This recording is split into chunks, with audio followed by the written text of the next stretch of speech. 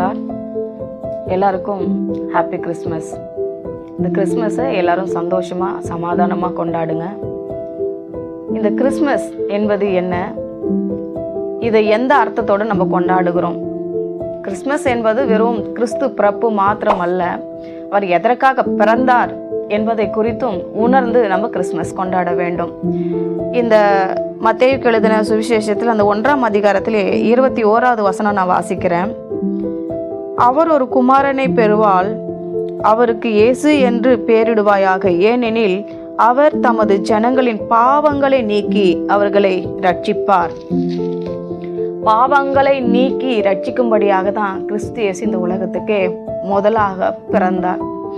ஏனெனில் ஆதாம் ஏவாள் காலத்துல சாத்தானானவன் என்ன பண்ணான்? இயேசு கிறிஸ்துவோடு உலாவி சந்தோஷப்பட்டு சமாதானமா இருந்த ஆதாமையும் ஏவாளையும் ஒரு பொய், ஒரு பெருமை, ஒரு ஏமாற்று காரியங்களை சொல்லி அவங்களை ஏமாற்றி என்ன பண்ணான்? பாவத்தையும் சாபத்தையும் இந்த பூமிக்குள்ள ஆதாம் ஏவாள் மூலமா கொண்டு வந்தான்.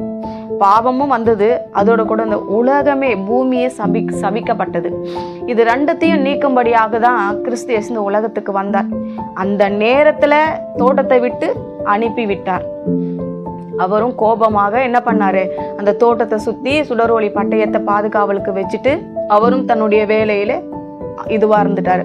ஆனா அதுக்கப்புறம் அவர் நினைச்சாரு, இதை இப்படியே விட்டுடக்கூடாது, இவர்களை நம்ம உருவாக்கணும். ஆதாமையும் ஏவாளையும் நமக்காக நம்ம கையினால உருவாக்கினது, இதை இப்படியே விட்டுட்டா இவங்களை வச்சு இந்த பூமியை முழுக்க பாவம் செய்து கெடுக்க வச்சிருவான். அதனால நம்ம என்ன பண்ணணும்? இவங்க மூலமா பூமிக்கு வந்த பாவத்தையும் சாபத்தையும் நீக்கி இந்த ஜனங்களை எப்படி ஆகல ரட்சிக்கணும். அப்போ நம்ம என்ன பண்ணணும்? இந்த பூமியில நம்மளுடைய குமாரனை அனுப்ப வேண்டும் என்று சித்தம் கொண்டுதான் இந்த பூமிக்கு அனுப்பினார்.